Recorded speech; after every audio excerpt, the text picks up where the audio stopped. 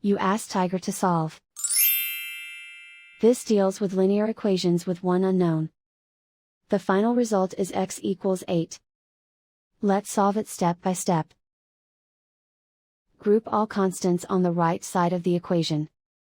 Subtract 5 from both sides. Simplify the arithmetic.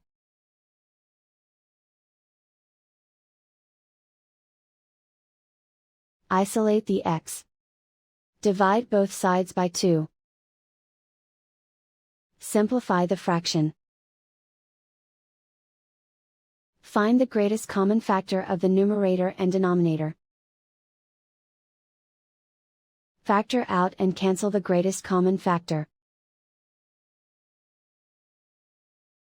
And so the final result is x equals 8.